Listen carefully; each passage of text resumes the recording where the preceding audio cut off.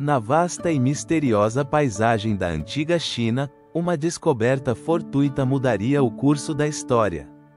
Em meio à névoa das montanhas, onde a natureza se entrelaça com a vida cotidiana, ergue-se a lenda do chá. Mas que segredos se escondem por trás dessa infusão que, ao longo dos séculos, se tornaria um símbolo de cultura, ritual e comércio? A origem do chá remonta a mais de 5.000 anos atrás, à dinastia Shennong, um imperador mítico que, segundo a tradição, descobriu suas propriedades curativas. Contam as lendas que, enquanto se dedicava à agricultura e à coleta de ervas, uma folha de um arbusto desconhecido caiu em sua panela de água fervente.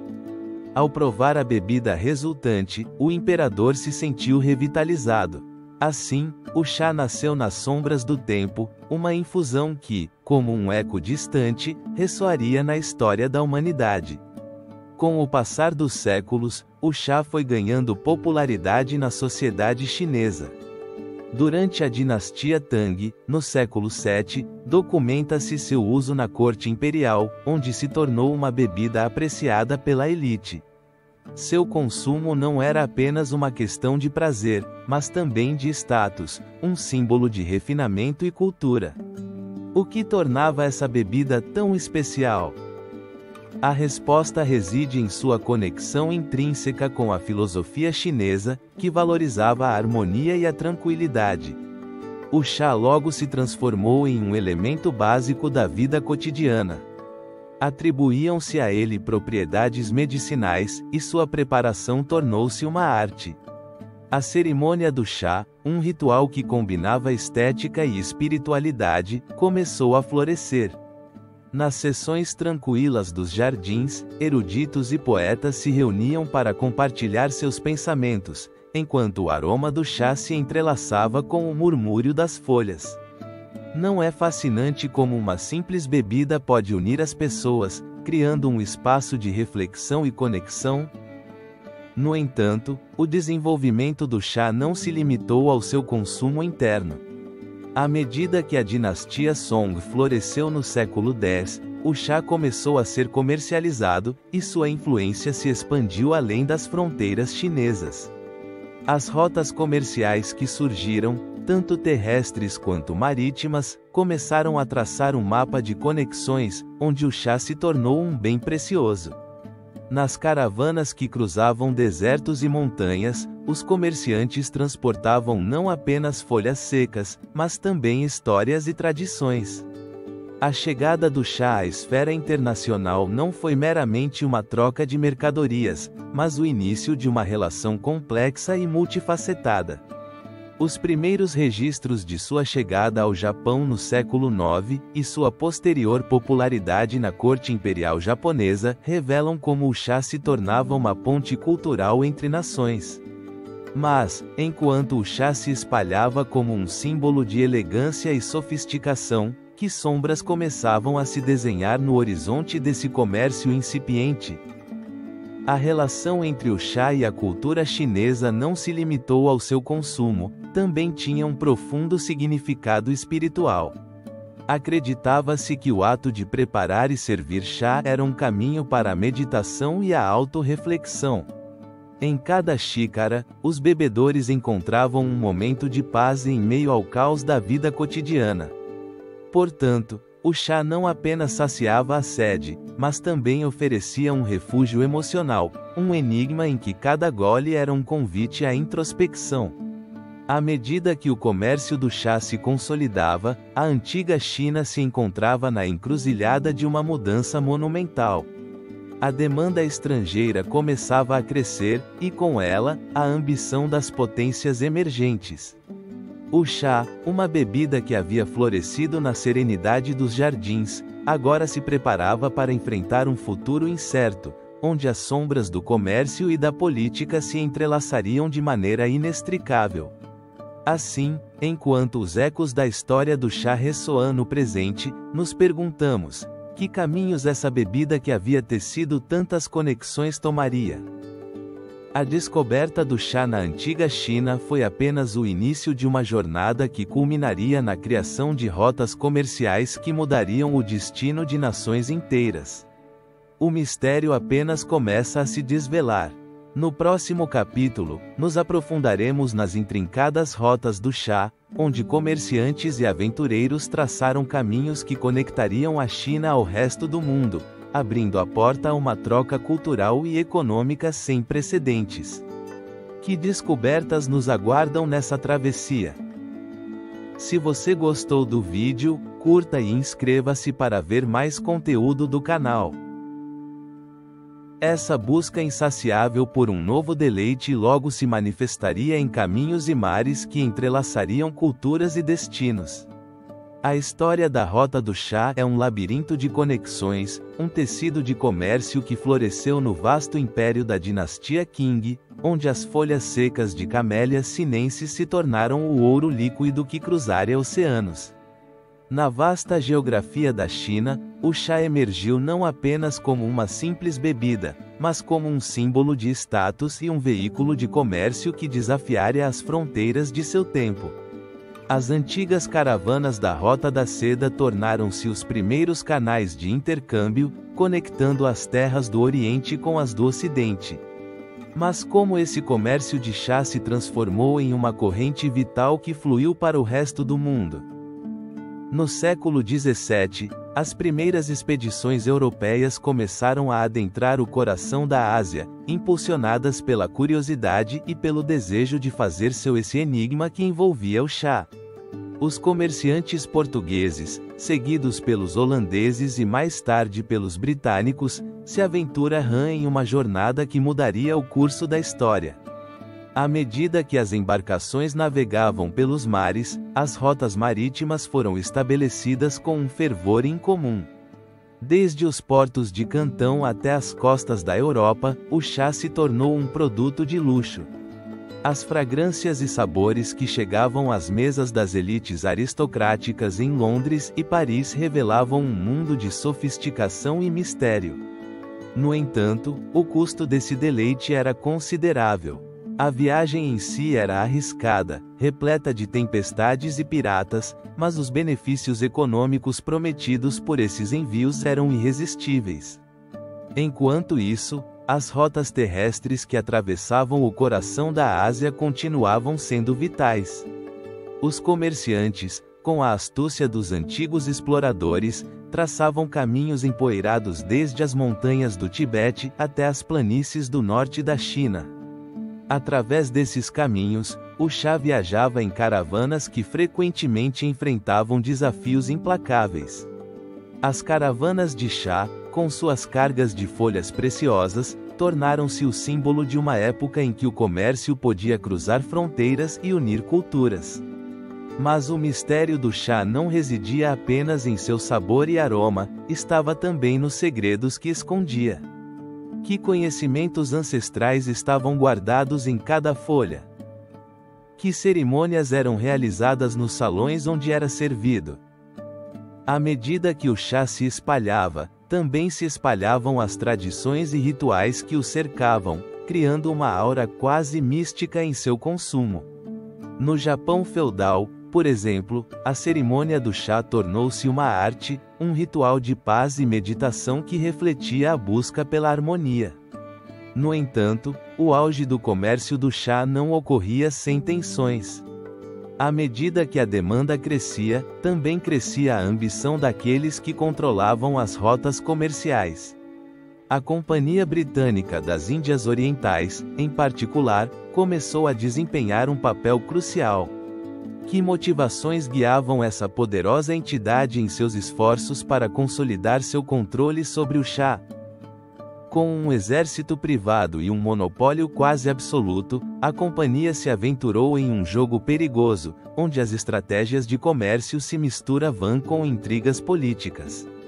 A história da Rota do Chá, portanto, é uma jornada de descobertas e ambições, onde cada folha de chá representava mais do que um simples produto. Era um símbolo de poder, um legado que cruzava continentes e um catalisador de conflitos.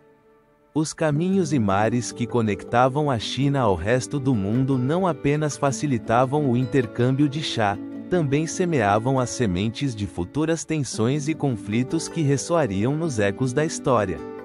Enquanto o comércio do chá florescia, as tensões entre Oriente e Ocidente começavam a se gestar nas sombras. A chegada do chá à Europa não apenas trouxe consigo uma nova cultura de consumo, mas também uma série de consequências que se estenderiam além das folhas secas e das xícaras fumegantes. Estariam os europeus preparados para as repercussões de sua insaciável sede por esse elixir? A história do chá havia começado a tecer um emaranhado mais profundo, que em breve revelaria seu lado mais sombrio. No próximo capítulo, exploraremos como esse enigma do chá se transferiu para as mesas da Europa, onde se tornou um fenômeno cultural que transformaria a sociedade e lançaria as bases para um conflito que marcaria a história: a chegada do chá à Europa e sua crescente popularidade entre as elites. Que segredos ainda aguardavam nas profundezas desse intercâmbio? Essa rede de rotas comerciais, tecida com fios de seda e especiarias, não apenas traria mercadorias às costas europeias, daria as boas-vindas a um novo mundo de sabores e tradições. No século XVII, o chá, essa bebida exótica e enigmática, começava a fazer sua entrada triunfal no continente europeu, desencadeando uma fascinação que marcaria um marco na cultura das elites. O primeiro contato ocorreu nas cortes dos Países Baixos, onde os comerciantes, fascinados pela cultura chinesa, trouxeram consigo amostras do precioso chá. O que era aquilo que prometia elevar o espírito e acalmar a mente? A curiosidade apoderou-se da nobreza, que via nesta bebida mais do que um simples deleite, era um símbolo de status e sofisticação. As primeiras xícaras de chá foram servidas na casa da aristocracia, onde o aroma das folhas secas e o vapor que se elevava dos bules criavam um ambiente de mistério e exclusividade. O chá rapidamente se tornou um fenômeno entre as elites britânicas. Na Inglaterra, a rainha Catarina de Bragança, esposa do rei Carlos II, desempenhou um papel crucial na popularização dessa bebida. Catarina, vinda de Portugal, trouxe consigo não apenas a tradição do chá, mas também o costume de servi-lo nas horas da tarde, uma prática que se tornaria a célebre hora do chá. Mas foi realmente apenas um capricho da rainha que levou o chá a se tornar uma obsessão nacional? A resposta é mais complexa do que parece. A chegada do chá também coincidiu com um período de transformação social na Inglaterra. A classe média emergente, ávida por aceitar o que a aristocracia consumia, começou a adotar o ritual do chá, criando um novo espaço social onde as mulheres desempenhavam um papel central. As casas de chá começaram a florescer nas cidades, oferecendo um refúgio para o diálogo e a socialização. No entanto, esse novo ritual não estava isento de controvérsia. Enquanto alguns celebravam o chá como uma bebida civilizadora, outros o viam como um símbolo de decadência e excessos. A fascinação pelo chá se espalhou além da alta classe. Em um momento em que o comércio marítimo estava em seu apogeu, o chá se tornou uma mercadoria cobiçada, um símbolo de riqueza e poder. A Companhia Britânica das Índias Orientais, uma das principais entidades comerciais da época, aventurou-se nesse novo mercado, impulsionada pela promessa de lucros inigualáveis. E assim, em meio ao burburinho das cidades e ao sussurro das folhas de chá, gestava-se um novo capítulo na história do comércio. Mas, que segredos e sombras se ocultavam por trás da crescente demanda por essa bebida? À medida que o chá se estabelecia na cultura europeia, as tensões começavam a emergir. Apesar de sua popularidade, o comércio do chá trazia consigo um dilema: a dependência da China e o fluxo de prata em direção ao Império Celeste. A balança comercial se inclinava perigosamente, e o eco de uma crise futura começava a ressoar. Na corte de Londres, O chá era mais do que uma bebida, era um símbolo de poder e um reflexo da ambição imperial. As elites se deleitavam na exclusividade do chá, ignorando as repercussões que sua adoração traria consigo.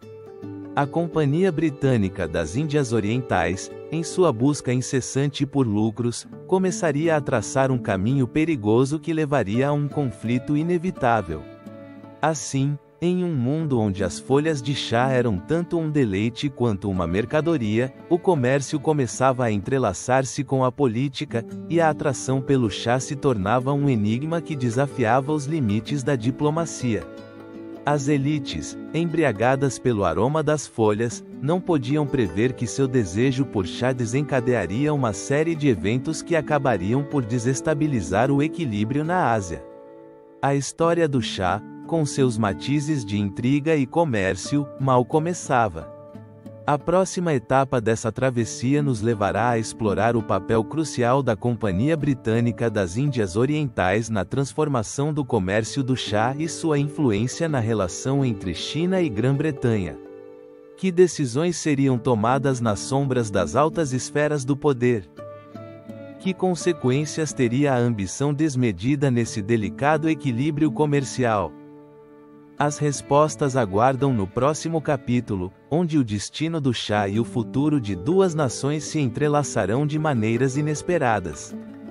Essa crescente demanda por chá, que havia começado a transformar os costumes das elites europeias, não tardaria a atrair a atenção de uma poderosa entidade, a Companhia Britânica das Índias Orientais. Fundada em 1600, essa organização se tornaria um ator crucial no comércio global do chá, mas sua influência se estenderia muito além de simples transações comerciais, afetando as relações entre potências de forma profunda e conflituosa. À medida que o século XVIII avançava, a companhia dominava o comércio entre a Grã-Bretanha e uma China ansiosa para proteger suas tradições e sua economia. Mas, como conseguiu essa companhia britânica estabelecer um monopólio tão contundente sobre um produto tão emblemático? A resposta está na combinação de astúcia comercial e no aproveitamento das fraquezas dos sistemas existentes na Ásia. No coração do comércio do chá, a companhia não apenas se ocupava de importar a bebida, mas também desempenhava um papel essencial no estabelecimento de relações diplomáticas com o Império Chinês. Através de seus agentes, a companhia buscava criar laços que lhe permitissem acessar o chá, um recurso que os chineses consideravam sagrado e que era produzido em condições meticulosamente controladas. A cultura do chá na China era rica e complexa, e a companhia precisava navegar nessas águas turbulentas, respeitando os costumes locais enquanto tentava expandir sua influência. No entanto, o comércio não era um caminho fácil. As autoridades chinesas eram cautelosas com os forasteiros, o sistema tributário da dinastia Qing era rigoroso e a importação de produtos estrangeiros estava regulada com rigor. A companhia, ciente dessas limitações, foi obrigada a adotar uma abordagem estratégica. Estabeleceu fábricas em portos como Cantão, onde os comerciantes britânicos podiam interagir diretamente com os exportadores chineses. Era um jogo de xadrez em que cada movimento contava, e a companhia se tornou uma mestre das alianças e dos acordos. No entanto, o sucesso da companhia não se baseava apenas em sua habilidade de negociar. A crescente popularidade do chá na Grã-Bretanha criou uma demanda insaciável.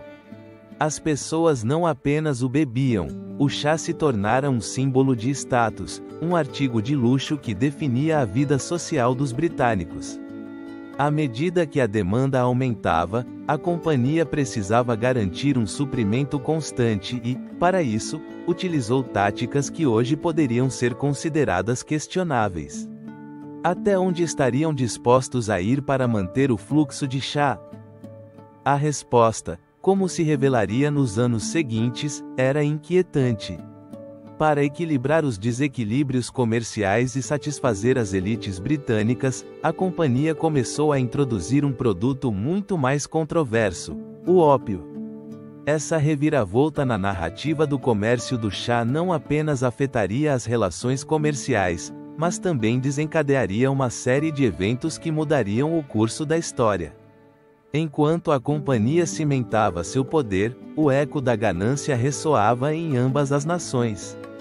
A introdução do ópio, camuflada sob a premissa de equilibrar o comércio, se tornaria uma sombra que ameaçaria não apenas o bem-estar dos cidadãos chineses, mas também a estabilidade do Império Britânico. Era o início de um conflito que colocaria à prova os limites da diplomacia e da ética no comércio. Nesse contexto, a Companhia Britânica das Índias Orientais não era apenas um ator comercial, havia se transformado em um titã da política internacional, capaz de influenciar decisões governamentais e a vida de milhões de pessoas. Mas, realmente compreendiam as consequências de suas ações? Foram em algum momento conscientes do legado de destruição que estavam forjando a seu passo? À medida que as tensões entre China e Grã-Bretanha começavam a se intensificar, a sombra do ópio se erguia como um enigma inquietante que pairava sobre as relações entre as duas nações. As decisões que a companhia havia tomado não apenas alterariam o comércio do chá, mas também levariam a uma mudança radical nas dinâmicas de poder na Ásia. Assim, nos encontramos à beira de um abismo, onde o comércio do chá e o contrabando do ópio se entrelaçam em uma dança perigosa. A história nos convida a perguntar: o que aconteceria quando as tensões finalmente explodissem? A resposta nos levará a explorar como a Companhia Britânica das Índias Orientais, em seu afã por obter riquezas, semeou as sementes de um conflito que mudaria para sempre a história do comércio e da soberania na Ásia. No próximo capítulo, desglosaremos como esse conflito começou a tomar forma, empurrando China e Grã-Bretanha em direção ao inevitável choque das guerras do ópio. A Companhia Britânica das Índias Orientais, um titã do comércio, havia tecido sua rede com fios de ambição e estratégia. Em sua busca insaciável pelo chá, uma simples bebida que havia capturado as almas das elites europeias, estabeleceu um monopólio que mudaria o rumo da história. Essa busca não era apenas uma viagem a novas terras, mas um enigma que ressoava através de oceanos e continentes, deixando ecos de riqueza e conflito em sua esteira. Com o poder de uma armada e a astúcia de uma corporação moderna, a companhia conseguiu, no século XVIII, controlar praticamente todo o comércio de chá entre a China e a Grã-Bretanha. Mas, como se forjou tal domínio? Em um mundo onde o chá se tornara símbolo de status e sofisticação, a companhia não hesitou em utilizar táticas de monopólio que hoje poderiam parecer próprias de um thriller empresarial. Através de concessões, acordos e, em algumas ocasiões, a violência velada, a Companhia Britânica se ergueu como a única porta de entrada para o precioso produto. O monopólio não foi construído no vácuo.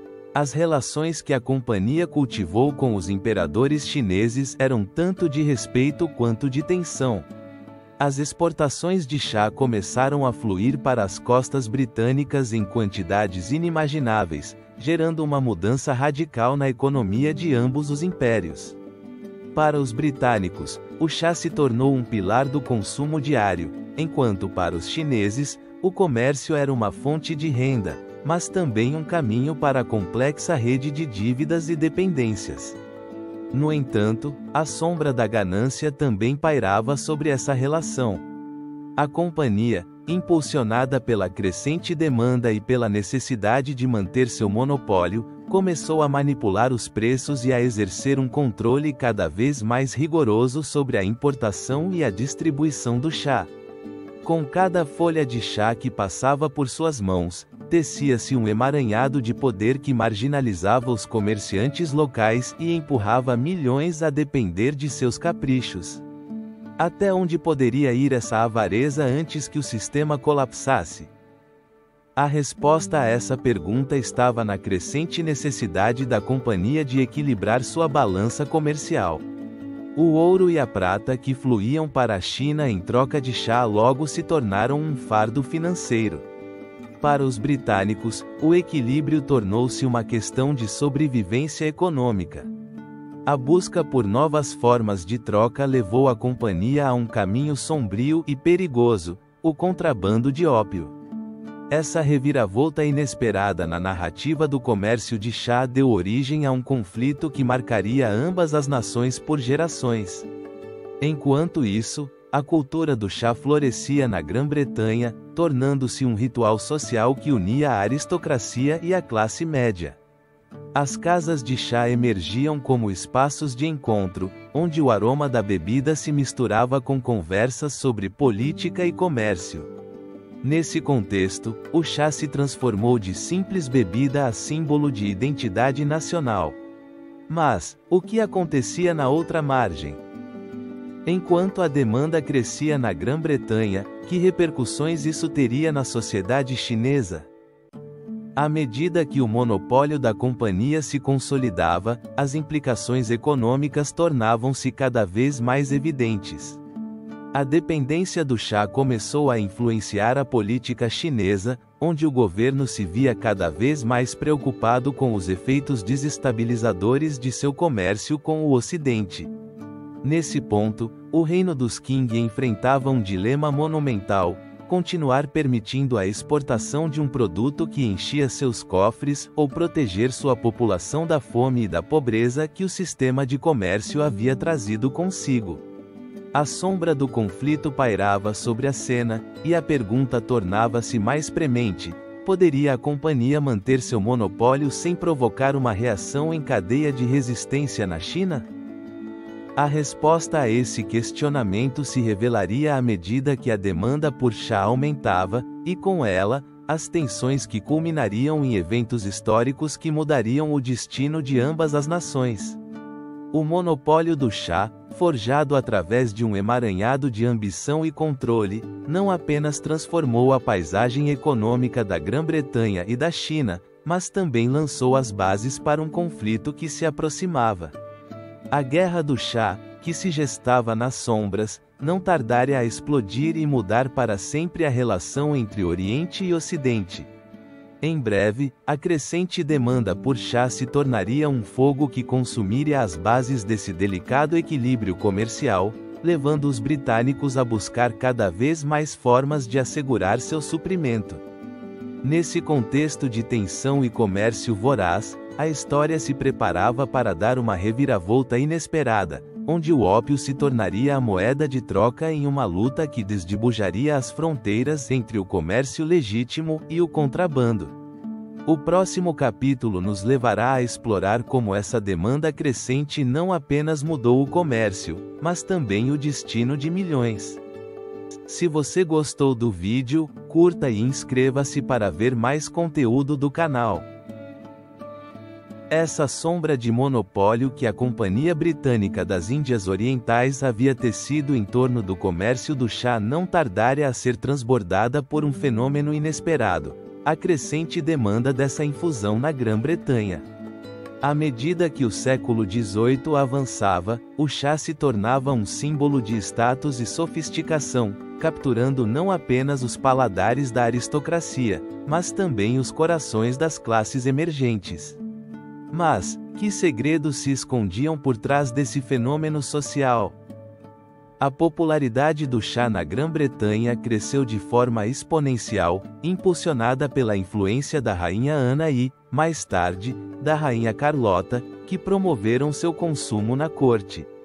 Essa afeição real, unida à cultura das tardes de chá que começou a florescer nos salões de Londres, transformou o chá em um emblema da identidade britânica. As primeiras chaleiras de porcelana, as delicadas xícaras e a cerimônia do chá começaram a preencher os lares, enquanto os comerciantes se apressavam em satisfazer uma demanda que parecia não ter fim. Mas, que implicações tinha essa frenesi por chá nas políticas comerciais britânicas? A companhia, diante da incessante demanda, viu-se obrigada a aumentar suas importações da China. Esse movimento não apenas significava um aumento no tráfego de mercadorias, mas também levantava um dilema financeiro: o chá era pago em prata. O fluxo desse metal precioso para a China se intensificou, criando um desequilíbrio na balança comercial britânica. A pergunta que ressoava nos salões de poder era: como manter a riqueza em casa enquanto o ouro e a prata escorregavam entre os dedos? Em resposta a esse desafio, a Companhia Britânica das Índias Orientais idealizou estratégias audaciosas. Impulsionados pelo desejo de recuperar o controle sobre a economia nacional, seus líderes começaram a considerar alternativas que lhes permitissem equilibrar o intercâmbio. Poderia haver uma forma de reverter esse fluxo de prata sem sacrificar os lucros do chá? A resposta, embora obscura, estava no comércio do ópio. No entanto, essa mudança na política comercial não foi apenas um ato de desespero econômico. Nas ruas de Londres, o chá havia se tornado uma religião de consumo, e as elites buscavam cada vez mais formas de se distinguir.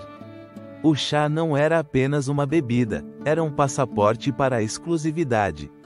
As grandes casas de chá começaram a competir pela qualidade e pela variedade, criando uma cultura de sofisticação que se estendia do Palácio de Buckingham até os mais humildes cafés da cidade. Mas, que custo tinha esse desejo de distinção?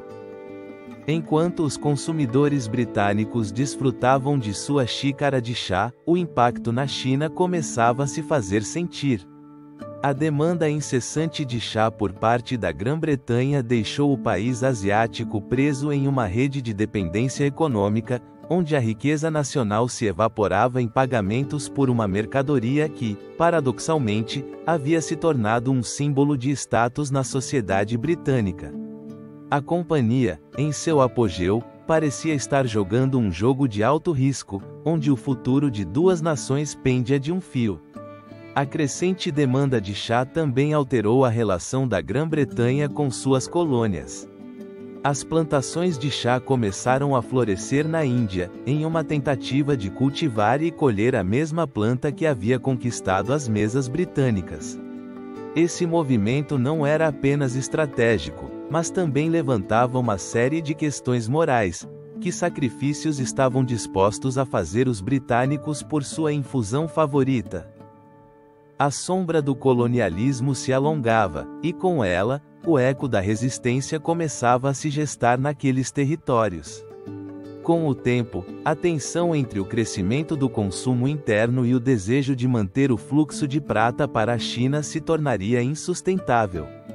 A Companhia Britânica das Índias Orientais se encontrava à beira de um abismo, onde as decisões tomadas nos escritórios de Londres teriam consequências devastadoras. Mas, como essa tensão se manifestaria no cenário internacional? As respostas não tardariam a se revelar.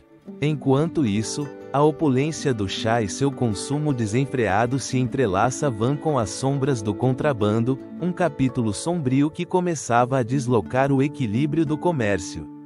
Os britânicos, impulsionados pela necessidade de recuperar o controle, buscariam novas rotas e métodos para manter seu império de pé. Assim, o comércio do chá levaria a nação a um caminho cheio de contradições e conflitos, que marcaria o destino de duas grandes civilizações.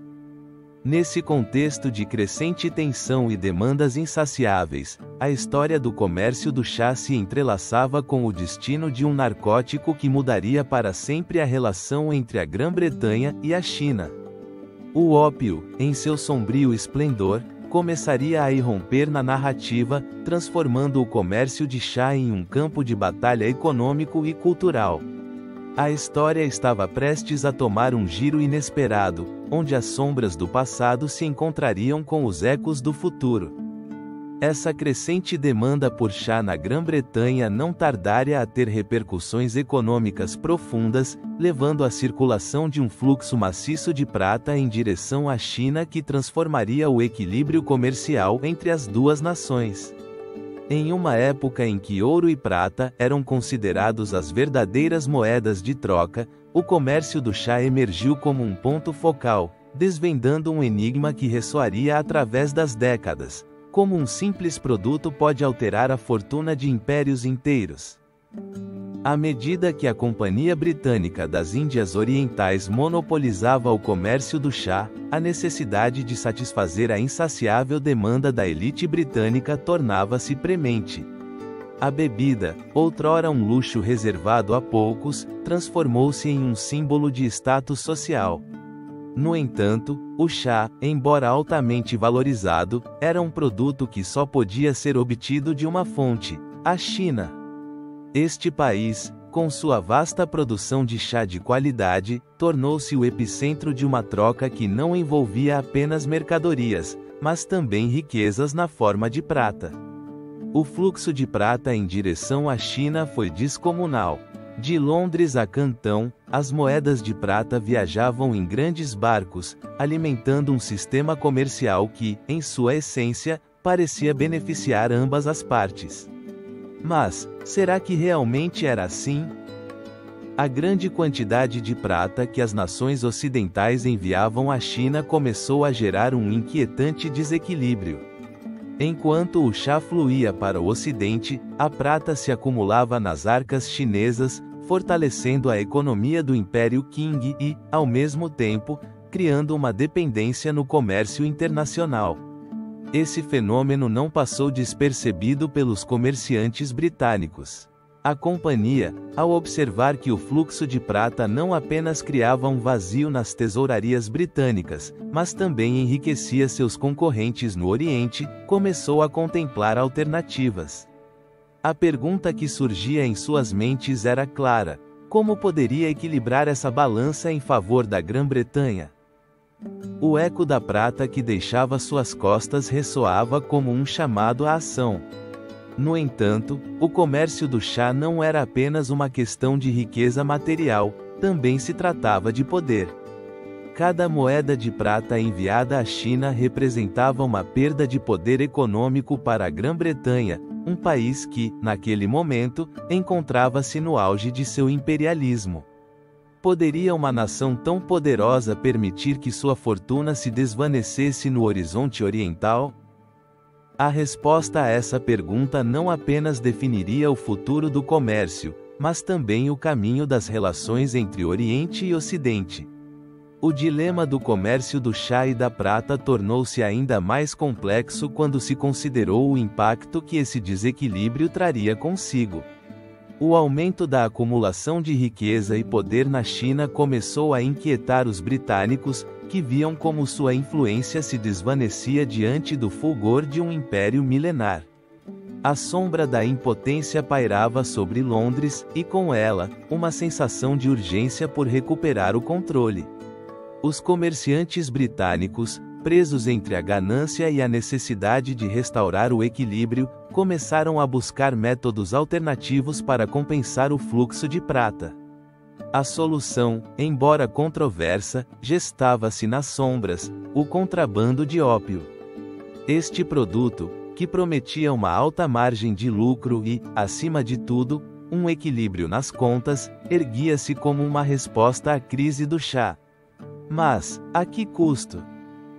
A decisão de contrabandear ópio para a China não apenas transformaria as dinâmicas comerciais, mas também desencadearia uma série de tensões que acabariam por arrastar ambas as nações para um conflito inevitável.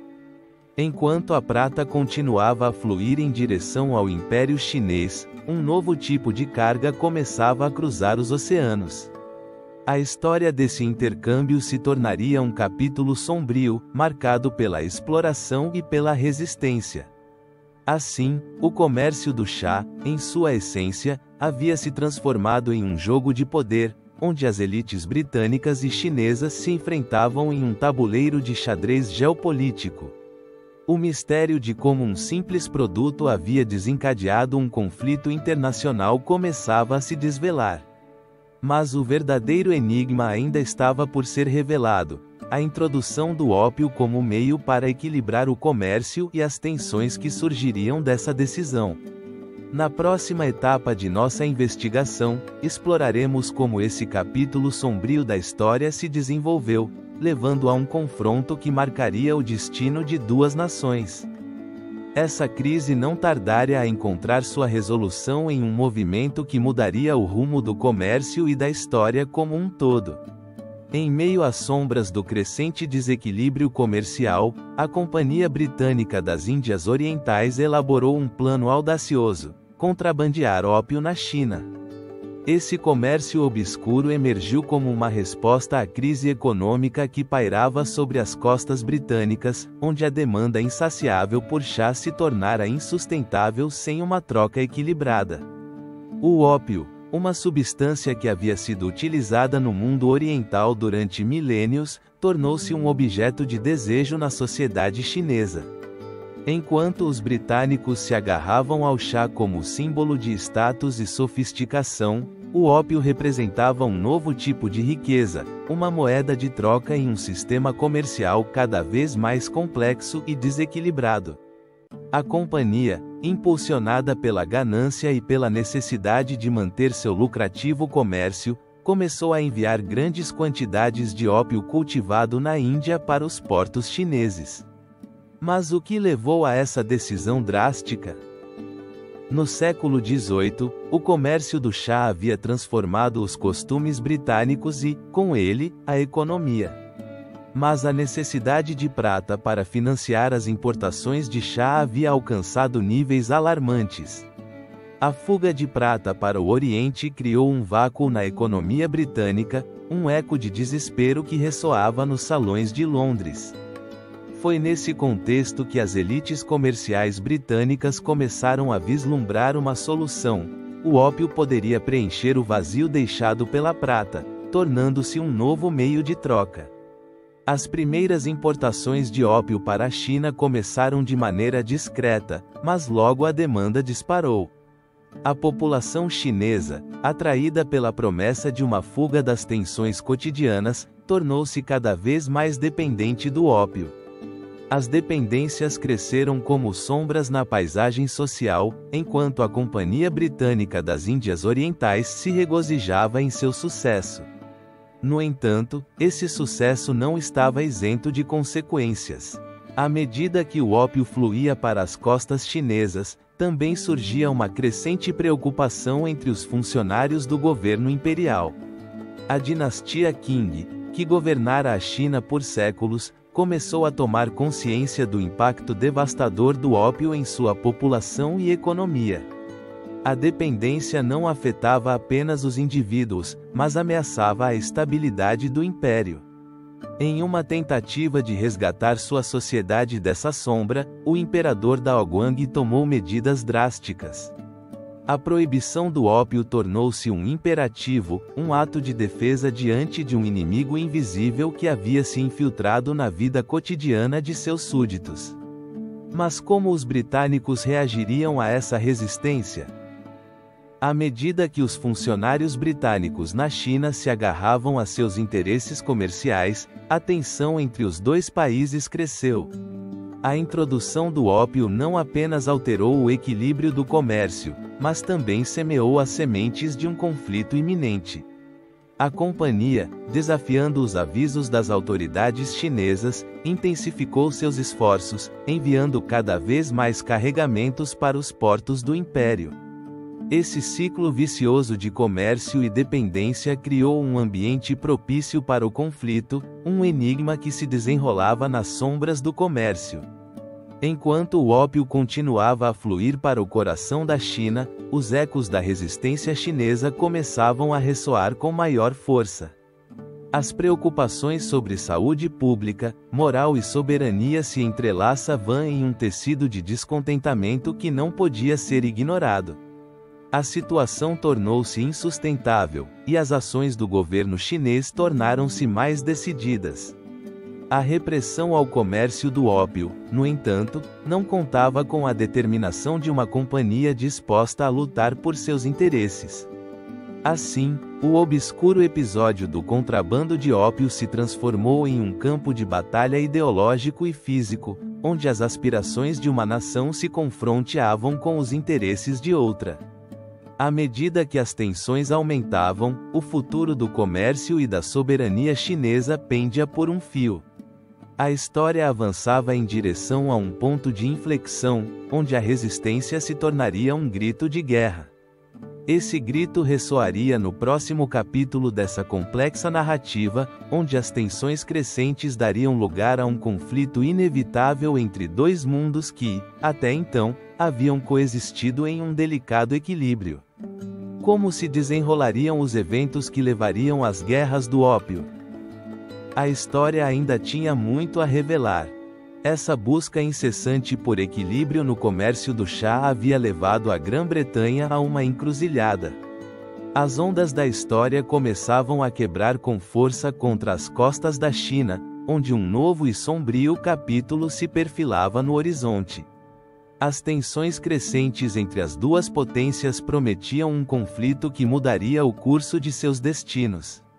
Nas primeiras décadas do século XIX, o ópio, uma vez considerado um simples produto de contrabando, havia se transformado no eixo de uma troca que desafiava a soberania chinesa. A Companhia Britânica das Índias Orientais, com sua insaciável sede de lucro, havia encontrado no ópio a solução para um desequilíbrio comercial que ameaçava consumir sua prosperidade.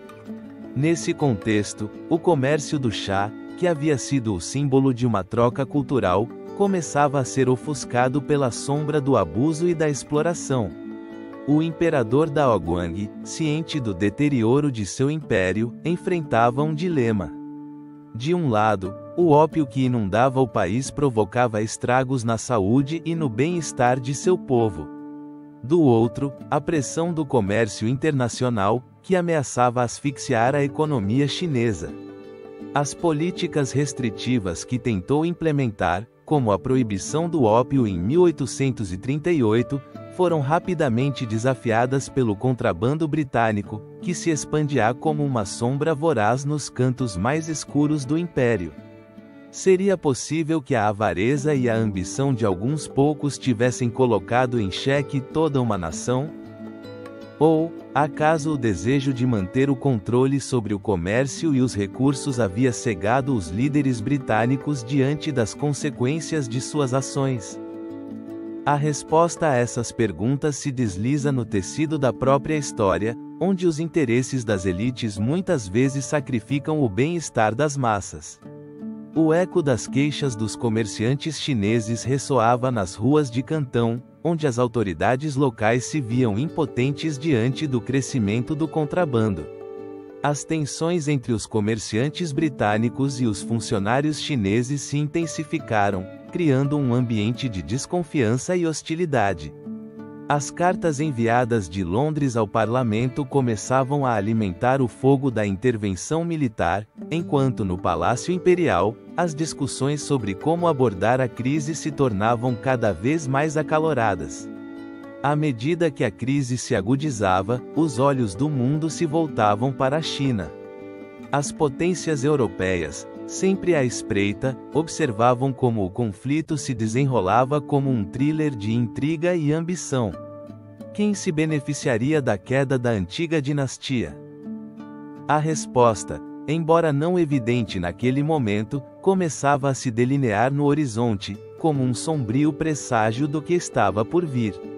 O imperador, em sua tentativa de proteger seu reino, enviava cartas às potências estrangeiras, clamando por paz e respeito à soberania. No entanto, a resposta foi o silêncio e a continuidade do contrabando. A lógica do comércio havia se transformado em um campo de batalha, onde as palavras eram ineficazes diante do poder do ouro e do ópio. As estratégias diplomáticas desmoronavam, deixando um vazio que só poderia ser preenchido pela força. À medida que o comércio do ópio se consolidava, a resistência interna na China começava a ganhar força. Intelectuais e funcionários, alarmados pelo destino de sua nação, começavam a articular suas preocupações. Poderia o Império sobreviver a essa tempestade? A resposta se entrelaçava com o destino de gerações, aprisionadas em um ciclo de opressão e luta. As sombras do conflito se alongavam, e a cada dia que passava, as possibilidades de um confronto aberto cresciam. Os navios britânicos, com suas velas tremulando como bandeiras de guerra, se preparavam para navegar em águas de um futuro incerto. A história, que uma vez havia girado em torno do Shah, agora estava pronta para mudar de rumo, levando-a ao abismo da guerra. O momento da verdade estava à espreita. As decisões tomadas nesses dias decisivos determinariam não apenas o futuro de duas nações, mas o destino de uma era. A chama da resistência começava a arder, estabelecendo o cenário para a iminente confrontação. Enquanto isso, nas ruas de Cantão, um sentimento de inquietação se apoderava da população. As palavras do imperador ressoavam na mente de muitos, mas a impotência diante da crescente maré do ópio e do comércio descontrolado levantava uma pergunta inquietante: seria suficiente o desejo de proteção, ou seria necessário algo mais para evitar a tempestade que se aproximava? A história, como o chá, é extraída lentamente, revelando seus matizes e segredos. Mas o que viria a seguir não seria apenas um conflito pelo comércio, mas uma luta pela identidade e pela soberania. O eco dos eventos vindouros ressoaria através dos séculos, deixando uma marca indelével no legado de ambas as nações. Com o pano de fundo dessa crescente tensão, o próximo capítulo de nossa história se concentrará na resistência chinesa, onde o governo e o povo se levantariam para enfrentar as sombras que ameaçavam consumir sua pátria. Conseguiriam encontrar a força necessária para lutar contra um adversário tão poderoso? A resposta reside no coração pulsante da história, aguardando para ser revelada. Essa crise não tardaria a se agravar, e em meio às crescentes tensões, as sombras do governo chinês começaram a se mover com determinação. Nas primeiras décadas do século XIX, o Império Qing, liderado pelo imperador Daoguang, enfrentava um desafio que ameaçava não apenas sua soberania econômica, mas a estabilidade social em si. O comércio de ópio, um veneno disfarçado de mercadoria, havia se incrustado na estrutura econômica do país, criando um enigma de dependência e destruição. Como poderia um império milenar, conhecido por sua rica cultura e tradição, permitir que um produto estrangeiro enfraquecesse seus alicerces? O conflito começou a se vislumbrar nas decisões dos funcionários imperiais, que, ao compreender a magnitude do problema, começaram a articular uma resposta. O primeiro passo foi a promulgação de leis que proibiam o comércio de ópio, uma tentativa das autoridades de recuperar o controle sobre uma economia que escorregava para o abismo. Em 1838, o comissário Lin Zexu foi designado para liderar essa resistência. Sua figura se ergueu como símbolo de patriotismo e firmeza. Sua missão não era apenas deter o tráfico da droga, mas também restaurar a honra e a dignidade de sua nação. Lin Zexu, com sua implacável determinação, ordenou o fechamento dos portos aos comerciantes de ópio e confiscou enormes quantidades dessa mercadoria, um ato que ressoaria como um eco na história. Em um gesto dramático, fez com que toneladas de ópio fossem destruídas na cidade de Cantão, um ato de desafio que não apenas buscava erradicar o problema imediato, mas enviar uma mensagem clara: a China não se renderia. Mas realmente pensaram que isso seria suficiente para dissuadir uma potência como a Grã-Bretanha, cujo desejo de domínio mercantil era insaciável? O comissário sabia que esse ato de resistência não era apenas uma questão de moralidade, mas uma luta pela sobrevivência do Estado. No entanto, seu infeliz confronto com os interesses britânicos não tardaria a derivar em um conflito mais amplo. A resposta britânica, longe de ser a de um parceiro comercial, foi a de um império ofendido. Em resposta à destruição do ópio, o governo britânico decidiu utilizar a força militar para proteger seus interesses, um movimento que aprofundaria ainda mais a fratura entre as duas nações. As ações de Lin Zexu, embora valentes, estavam destinadas a chocar com a dura realidade de um mundo que se movia à velocidade das balas e dos canhões. Sua estratégia se baseava na esperança de que a razão e a moralidade pudessem prevalecer sobre a ganância e o poder. Mas como poderia um império, que havia prosperado durante séculos, contrabalançar a agressiva expansão de uma nação que via o comércio não apenas como uma troca, mas como uma guerra? A resistência chinesa, embora heróica, não se limitou às ações de Lin Zexu. Estendeu-se a uma série de movimentos de protesto em diversas partes do país, onde os cidadãos começaram a questionar a moralidade do comércio de ópio e seu efeito devastador na sociedade. O eco da resistência ressoava entre as famílias que viam seus entes queridos sucumbirem à adição, um fenômeno que não apenas enfraquecia o tecido social, mas também alimentava a desconfiança em relação às potências ocidentais. Seria possível que a história julgasse a China não apenas por seu fracasso em deter o comércio de ópio, mas por sua incapacidade de proteger seu povo dos males que este trazia consigo. Enquanto o Império Qing lutava com sua resistência interna, as complicações externas se multiplicavam. A chegada de mais barcos britânicos, portadores de canhões e soldados, representava mais do que um simples reforço comercial, era um grito de guerra que ressoava em cada canto do império. Os funcionários imperiais, presos entre a necessidade de modernização e a preservação de suas tradições, eram obrigados a tomar decisões críticas que definiriam o destino da nação. O conflito que se aproximava não seria apenas uma guerra pelo ópio, mas uma batalha pela identidade e soberania chinesas. A resistência, embora valente, enfrentava um adversário disposto a usar a força para impor sua vontade. Enquanto os ecos da resistência se intensificavam, a pergunta persistia no ar: poderia a China encontrar a maneira de prevalecer nessa luta sem precedentes, ou estaria condenada a se tornar uma sombra de sua antiga grandeza? À medida que a tensão se acumulava, o cenário estava pronto para a explosão do conflito.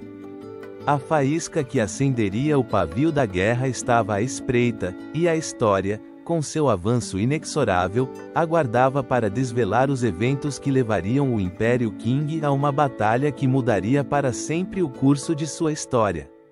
No próximo capítulo, exploraremos como essas tensões culminariam na explosão do conflito, dando início às guerras do ópio e transformando o comércio do chá em um campo de batalha pela sobrevivência. Essa resistência não tardaria a desencadear uma série de eventos que mudariam o rumo da história. As tensões entre o Império Chinês e a Companhia Britânica das Índias Orientais, já palpáveis, se intensificaram em um contexto onde o comércio do ópio se tornava a sombra que ameaçava a soberania chinesa. O eco das decisões políticas e econômicas de ambos os lados ressoava nas ruas de Cantão, onde as tensões sociais começavam a se manifestar. Que caminho levaria essas nações a um conflito armado? Em 1838, a situação alcançou um ponto crítico. Lin Zexu, o comissário imperial designado pelo imperador Daoguang, se ergueu como a figura-chave na luta contra o comércio de ópio. Com a determinação de um guerreiro, Lin se propôs a erradicar essa praga que, a seu ver, minava a moral e a saúde de seu povo. A companhia, no entanto, não hesitaria em fazer nada para manter seu lucrativo negócio. Poderia um único homem desafiar um império financeiro tão vasto? O confronto não tardou a se materializar. Em um ato de desafio, Lin Zexu ordenou a confiscação e destruição de mais de 1.000 toneladas de ópio em junho de 1839. Este ato, monumental em seu simbolismo, não foi apenas um golpe aos cofres britânicos. mas também uma declaração de independência frente às potências estrangeiras. As notícias sobre a destruição do ópio chegaram como um trovão a Londres, onde a indignação se apoderou dos comerciantes e funcionários. Seria possível que a moralidade de um império fosse menosprezada pela ganância de alguns poucos? Os ecos da resistência chinesa ressoaram na metrópole britânica, onde o parlamento se debatia entre a diplomacia e a guerra. A Companhia Britânica das Índias Orientais, sentindo-se ameaçada, começou a pressionar o governo britânico para que interviesse. O primeiro-ministro, Lord Palmerston, viu neste conflito uma oportunidade para reafirmar o poder britânico na Ásia. A decisão foi tomada. A guerra se vislumbrava no horizonte. Seria a guerra a única solução para esse conflito, ou haveria outras vias que poderiam ter sido exploradas? O ano de 1840 trouxe consigo a chegada de uma frota britânica às costas chinesas, um despliegue de poder que pretendia dobrar um império que havia resistido à influência ocidental. O conflito que se aproximava não se trataria apenas de uma luta pelo controle do comércio do ópio, mas de uma batalha pela influência e domínio no vasto cenário da Ásia. A Guerra do Ópio não seria apenas um enfrentamento militar, mas um choque de civilizações e valores. As primeiras escaramuças começaram no sul da China, e os britânicos, com sua avançada tecnologia militar, rapidamente ganharam terreno. As cidades costeiras, que haviam sido testemunhas do florescente comércio do chá, tornaram-se cenários de devastação e sofrimento. A guerra, que prometia ser curta, se estendeu além do previsto, deixando em seu rastro um caminho de destruição. Que lições seriam extraídas desse conflito, e como mudariam o destino de ambos os impérios? Enquanto a guerra se intensificava, o comércio do chá, que havia sido o vínculo que unia ambas as nações, se tornava um campo de batalha simbólico. As rotas comerciais, que uma vez floresceram com a suave fragrância do chá, agora eram testemunhas do eco de canhonadas e o choro dos feridos. A economia da China, que havia prosperado graças a esse comércio, começava a vacilar sob o peso da guerra e do descontentamento social. Poderia o chá, uma bebida que havia unido culturas, também se tornar uma fonte de discórdia? Com a guerra já em andamento, as consequências do conflito começaram a se manifestar de ambos os lados da balança. O comércio do chá, que havia sido um pilar da economia chinesa, começava a sofrer as repercussões de uma guerra que prometia mudar tudo. O legado desses eventos se faria sentir nas décadas seguintes, afetando não apenas as gerações presentes, mas também as futuras. A tensão que havia levado ao estopim do conflito se transformaria em um legado que deixaria uma marca indelével na história. À medida que o conflito se desenrolava, o mundo observaria com preocupação como o comércio do chá, uma vez símbolo de amizade e prosperidade, se tornava o fio condutor de uma guerra que rasgaria duas nações. As guerras do ópio não apenas marcariam o início de um novo capítulo na história do comércio do chá, mas também sinalizariam uma transformação profunda nas dinâmicas de poder global. A próxima etapa desta história nos levará a explorar o impacto econômico que esse conflito teve em ambas as nações, revelando como o legado do chá se entrelaçou com as fricções da guerra. Como a economia da China e da Grã-Bretanha seria afetada ao longo desses eventos? A resposta a essa pergunta, em sua complexidade, nos espera no próximo capítulo. Essa crise não tardaria a se manifestar com uma intensidade devastadora. O comércio do chá, que durante anos havia sido um símbolo de sofisticação e riqueza, começava a se tornar um campo de batalha econômico entre duas nações, China e Grã-Bretanha. No coração desse conflito, o chá não era apenas uma bebida, mas uma mercadoria que sustentava e moldava as economias de ambos os países, revelando um enigma oculto atrás de suas folhas. Na China, o chá havia sido durante séculos um pilar fundamental da economia e da cultura. Sua produção, que abrangia extensas regiões montanhosas, não apenas proporcionava renda a agricultores e comerciantes, mas também estava entrelaçada com a identidade nacional. A dinastia Qing, que governava na época, se beneficiou enormemente da exportação desse precioso recurso. Cada folha de chá que cruzava o oceano era um eco de uma tradição milenar, mas também um símbolo de um desequilíbrio crescente. Como um produto tão valioso poderia se tornar o catalisador de uma guerra? Por outro lado, na Grã-Bretanha, o chá havia transcendido seu status como mera bebida para se tornar um fenômeno social que unia as elites e as classes trabalhadoras. A Companhia Britânica das Índias Orientais, impulsionada pela crescente demanda, havia estabelecido um monopólio que lhe permitia controlar o comércio do chá e, portanto, a economia britânica. Esse monopólio não apenas assegurava lucros colossais para a companhia, mas também alimentava a avareza de um império que almejava mais. A pergunta surge inevitavelmente: até onde iriam para satisfazer essa insaciável sede de chá? À medida que a demanda britânica continuava a aumentar, a pressão sobre o comércio do chá se intensificou. A prata, que havia fluído para a China como moeda de troca, começou a escassear enquanto os britânicos buscavam formas de equilibrar o comércio. A introdução do ópio nesse delicado intercâmbio alterou drasticamente a paisagem econômica. Os britânicos, ao ver que a prata não era suficiente para satisfazer sua necessidade de chá, recorreram ao contrabando de ópio. Esse ato, que se apresentou como uma solução para um problema financeiro, se tornou o germe de um conflito que transformaria a relação entre China e Grã-Bretanha. O fluxo de ópio não apenas afetou as finanças, mas também teve profundas repercussões sociais na China. A adição se propagou como um vírus, afetando milhões e desestabilizando comunidades inteiras. A economia chinesa, que havia prosperado graças ao chá, começou a vacilar sob o peso desse novo veneno. Poderia a riqueza de um produto tão nobre como o chá ser responsável pela miséria de um povo?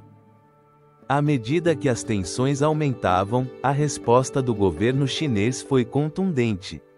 O imperador Daoguang, alarmado pela epidemia de adição e pela fuga de prata, tomou medidas drásticas para frear o comércio de ópio. Em 1839, a destruição de 1.000 toneladas de ópio em Cantão marcou um ponto sem retorno. Esse ato de resistência não foi apenas uma tentativa de recuperar o controle sobre a economia do país, mas um grito desesperado por preservar a soberania e a dignidade de uma nação. No entanto, essa ação provocou a ira da Companhia Britânica das Índias Orientais, que viu ameaçados seus interesses comerciais. A resposta britânica foi rápida e contundente, dando início a um conflito que se tornaria as Guerras do Ópio. Nesse contexto, o chá se tornou um símbolo de resistência e luta, um lembrete do que estava em jogo não apenas em termos econômicos, mas também em termos de identidade nacional. As repercussões econômicas dessas decisões foram devastadoras. A China, presa em um conflito que não havia buscado, viu sua economia desmoronar. A Grã-Bretanha, por sua vez, embora triunfante no conflito, enfrentou a sombra de uma moralidade questionável. O comércio do chá, que havia começado como uma fonte de riqueza e união, se tornou um campo de batalha que revelava os sombrios segredos do imperialismo e da exploração. O impacto do comércio do chá nas economias de ambas as nações não se limitou às perdas imediatas. As feridas infligidas durante esse conflito deixaram cicatrizes duradouras que moldariam as relações internacionais nas décadas seguintes. A vitória britânica não foi apenas um triunfo militar, foi a consolidação de um legado que marcaria o início de uma era de influência colonial na Ásia. À medida que as sombras da guerra se alongavam, a busca por uma solução pacífica se tornava cada vez mais urgente. Mas, havia espaço para a diplomacia em um cenário tão tenso. No próximo capítulo, exploraremos as tentativas de reconciliação e as intrigas diplomáticas que surgiram em meio a esse tumulto, buscando desentraçar se o Shah poderia, alguma vez, ser uma ponte em vez de um campo de batalha.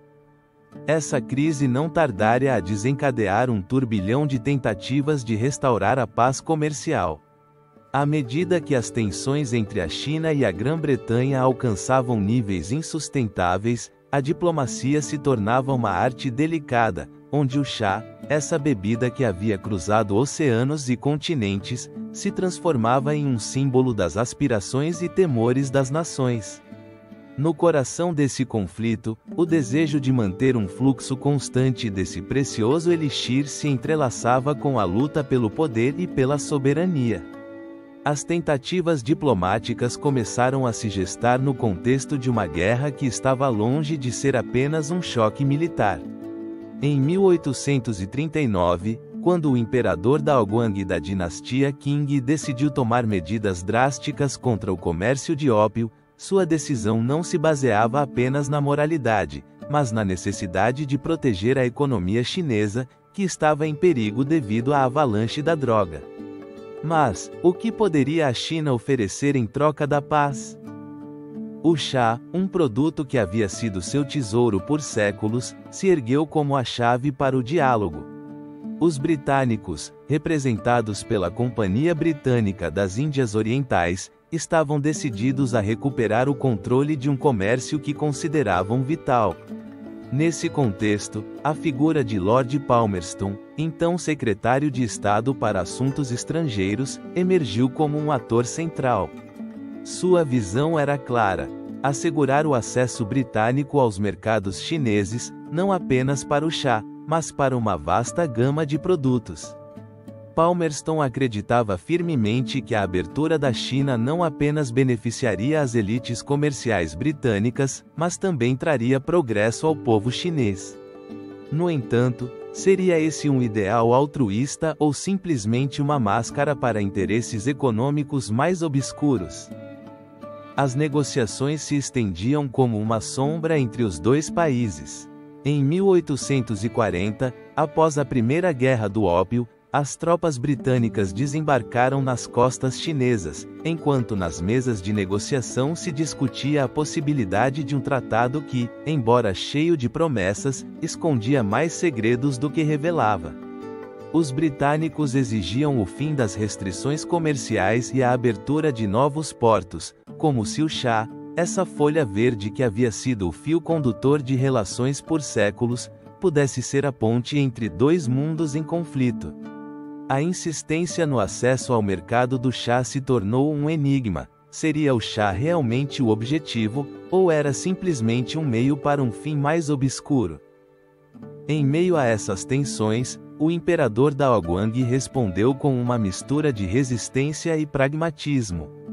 Embora seu desejo fosse proteger o legado cultural e econômico da China, ele também compreendia que a guerra havia deixado cicatrizes profundas. Em 1842, o Tratado de Nanquim foi assinado, um acordo que marcou o início de uma nova era, onde o chá e o ópio coexistiriam em uma paisagem comercial distorcida. Seria isso realmente uma vitória para os britânicos, ou simplesmente um prelúdio de futuras crises? Através desse tratado, a Grã-Bretanha não apenas obteve a cessão de Hong Kong, mas também a abertura de 5 portos ao comércio britânico. O chá, uma mercadoria simbólica, se tornou um ponto de inflexão nas relações internacionais. No entanto, enquanto os britânicos celebravam, o povo chinês começou a sentir as repercussões de um sistema que havia sido imposto à força. A diplomacia do chá havia revelado um novo rosto do comércio, onde os interesses econômicos se disfarçavam de gestos amistosos, mas onde a sombra da guerra espreitava constantemente. A narrativa do chá como símbolo de paz se transformou em um lamento coletivo. À medida que o comércio do chá florescia nos mercados britânicos, o povo chinês enfrentava um futuro incerto, onde as elites locais se viam presas entre a necessidade de comerciar e o desejo de preservar sua identidade cultural. A pergunta que ressoava era: qual seria o custo dessa abertura ao mundo exterior? O eco do passado reverberava nas ruas da China, onde as velhas tradições chocavam-se com uma nova ordem mundial. Assim, a diplomacia do chá nos deixa uma lição crucial: na encruzilhada entre o comércio e a moralidade, sempre haverá aqueles que tentam navegar essas águas turbulentas. Mas, poderá a história oferecer algum consolo àqueles que sofreram as consequências dessas decisões? A sombra das guerras do ópio ainda paira sobre as relações entre Oriente e Ocidente, e as repercussões desses tratados ainda ressoam no presente. À medida que as cartas da diplomacia eram jogadas na mesa, as consequências do conflito começavam a se materializar.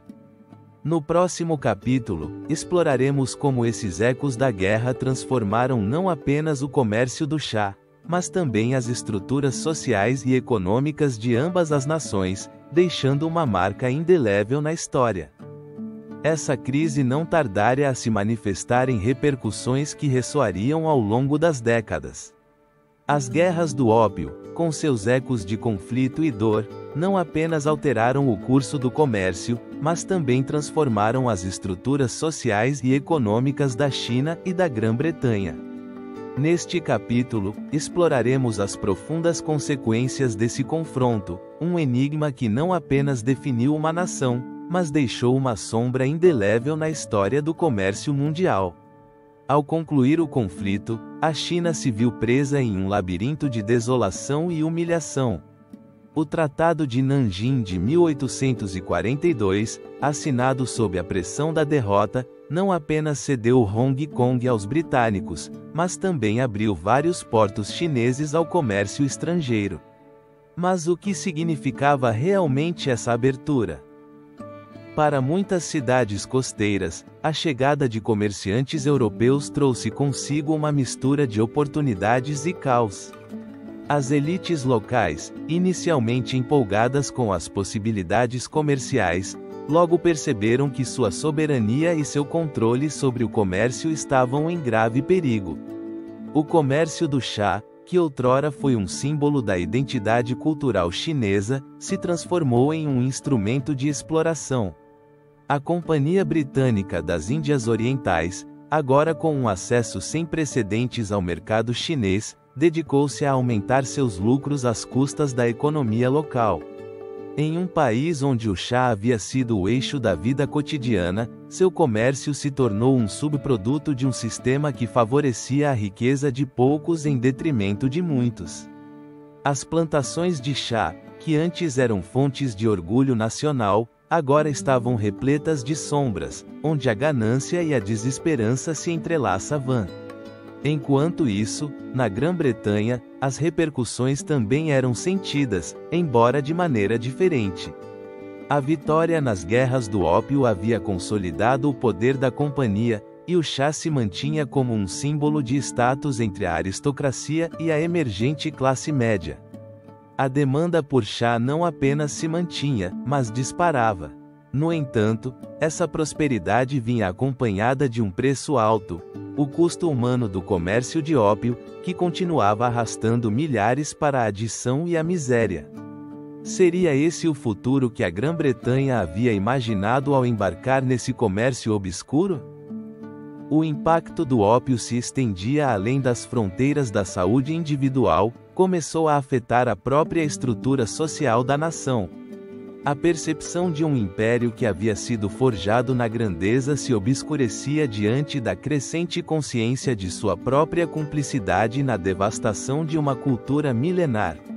As famílias se desmoronavam e as comunidades se fragmentavam, enquanto o eco da adição ressoava em cada canto das cidades britânicas. Que legado estavam construindo aqueles que se beneficiavam do comércio do ópio? Na China, as consequências eram igualmente alarmantes. A resistência à opressão estrangeira começou a se gestar nas mentes dos intelectuais e patriotas, impulsionando uma mudança social que se manifestaria em movimentos como o Taiping e, mais tarde, a Revolução de 1911. A perda de prestígio internacional e o enfraquecimento do governo Qing levaram a um crescente descontentamento social. A busca por reformas se tornou urgente, mas as respostas pareciam esquivas em um panorama marcado pela corrupção e pelo caos.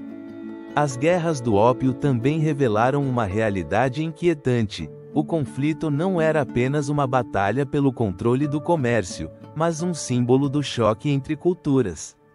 A chegada das potências ocidentais trouxe consigo não apenas mercadorias, mas também novas ideias e sistemas de governo. Enquanto alguns chineses viam a influência ocidental como uma oportunidade de modernização, outros a percebiam como uma invasão que ameaçava sua identidade cultural. Esse dilema se tornaria um tema recorrente na história chinesa, onde o desejo de progresso chocaria constantemente com a necessidade de preservar sua herança. No entanto, o impacto dessas guerras não se limitou às fronteiras da China e da Grã-Bretanha. As dinâmicas de poder geopolítico começaram a se reconfigurar, com outros países observando atentamente como esses eventos se desenrolavam.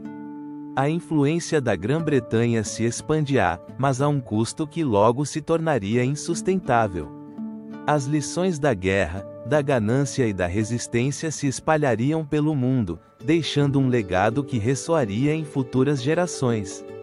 Assim, as guerras do ópio, longe de serem apenas um confronto entre duas potências, se tornaram um símbolo da luta pelo controle, pela identidade e pela própria existência. As repercussões econômicas e sociais desses conflitos continuariam a reverberar, moldando tanto a história da China quanto a da Grã-Bretanha, um eco que ainda ressoa no presente. Com a sombra das guerras do ópio ainda presente e suas consequências palpáveis, o comércio do chá se transformaria, adaptando-se a um novo contexto global. Que mudanças emergiriam desse turbilhão? Como se redefiniria a relação entre o chá, as nações e seus povos na era posterior ao conflito? A resposta nos levará a explorar as dinâmicas comerciais que surgiram no mundo após essas guerras, uma jornada que promete desvendar os segredos de um comércio que continua sendo um enigma na atualidade. Essa crise não tardaria a transformar as dinâmicas do comércio do chá, um setor que havia estado no centro da economia global durante séculos. Com o fim das guerras do ópio em 1842, o Tratado de Nanquim deixou uma esteira de mudanças que ressoariam nos séculos vindouros. A vitória britânica não significou apenas a abertura forçada de vários portos chineses ao comércio britânico, mas também alterou o equilíbrio de poder na região e redefiniu as rotas comerciais estabelecidas por gerações. As sombras das guerras do ópio pairavam sobre o comércio do chá. Embora o chá tivesse sido um símbolo da cultura chinesa, seu valor e prestígio haviam sido irremediavelmente comprometidos. As elites chinesas, que haviam desfrutado do monopólio do cultivo e da exportação dessa bebida exótica, começavam a sentir o impacto da nova realidade. Os britânicos, ao conseguirem um acesso sem precedentes aos mercados chineses, estavam prontos para estabelecer um controle ainda mais sólido sobre a produção e distribuição do chá. No entanto, a mudança não foi imediata. A transição de um comércio dominado pela tradição para um onde as potências ocidentais imporiam sua vontade foi um processo gradual, marcado pela resistência e adaptação. A Companhia Britânica das Índias Orientais, que havia sido a maior exportadora de chá chinês para a Grã-Bretanha, agora enfrentava uma concorrência crescente em um ambiente que estava se redefinindo. Como reagiriam a esse novo cenário comercial? À medida que a companhia se reestruturava, outros atores começaram a entrar em cena. O chá já não era apenas um produto da China. Os britânicos, motivados pelo desejo de independência comercial, começaram a experimentar o cultivo de chá em outras partes do mundo, incluindo as colônias na Índia e no Ceilão. Essa mudança não apenas afetou o suprimento, mas também alterou a percepção do chá no mundo. A bebida, que antes era vista como um luxo exclusivo, começou a ser considerada um produto acessível e comum. No entanto, a produção de chá fora da China não foi um caminho fácil. As plantações exigiam não apenas um clima adequado, mas também uma mão de obra considerável. A exploração laboral se tornou um tema recorrente, já que muitos trabalhadores foram recrutados sob condições injustas para satisfazer a crescente demanda. Seria esse o preço do progresso, uma sombra que pairava sobre o sucesso comercial? Enquanto isso, na China, o impacto das guerras do ópio havia deixado cicatrizes profundas. A perda de soberania e o controle estrangeiro sobre sua economia se tornaram um tema de grande preocupação. Os comerciantes chineses, inicialmente relutantes em adotar práticas ocidentais, foram obrigados a se adaptar ou perecer. As dinâmicas do comércio do chá começaram a mudar, e a resistência cultural enfrentava uma realidade inescapável. Poderia a China recuperar algum dia seu antigo esplendor no comércio do chá, ou estava condenada a ser um mero espectador em sua própria história? O eco das guerras do ópio ressoou nas políticas comerciais de ambas as nações. A Grã-Bretanha, ao estabelecer seu domínio, buscou expandir seus mercados, enquanto a China se encontrava em uma encruzilhada. A necessidade de reformas econômicas se tornou evidente, e com isso, surgiram movimentos que buscavam modernizar o país e recuperar a influência perdida. No entanto, a sombra do colonialismo continuava a espreitar, e cada movimento era monitorado de perto pelas potências ocidentais.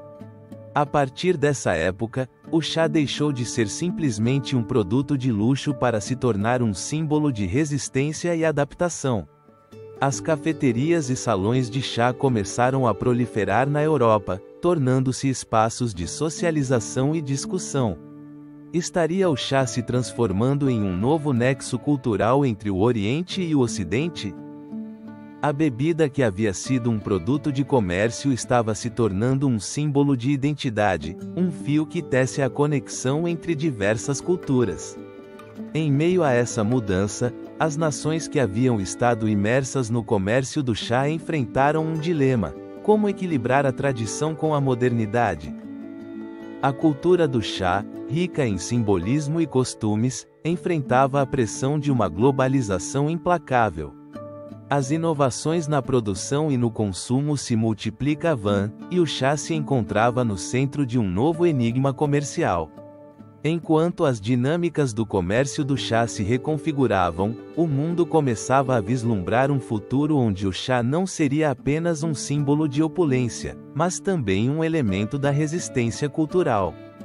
A expansão de seu cultivo em novas terras marcava o início de uma era onde as influências se entrelaçavam e as fronteiras se desdibujavam. Mas, que segredos ainda aguardavam nas profundezas dessa história? À medida que avançamos, é essencial explorar como essa transformação levou à expansão do chá em nível mundial, alterando não apenas o comércio, mas também as culturas que o abraçaram.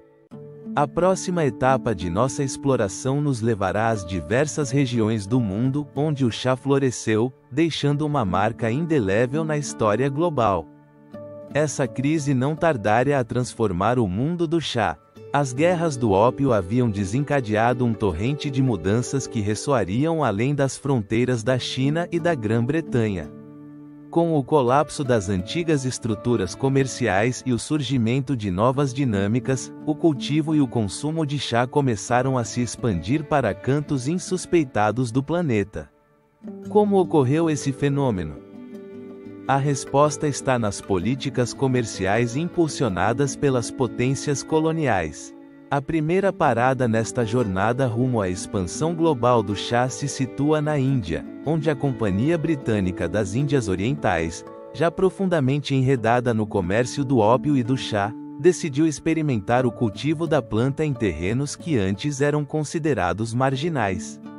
Em uma ousada tentativa de romper o monopólio chinês, as autoridades britânicas organizaram expedições para coletar sementes de chá nas regiões chinesas e levá-las para as terras indianas, onde as condições climáticas eram promissoras.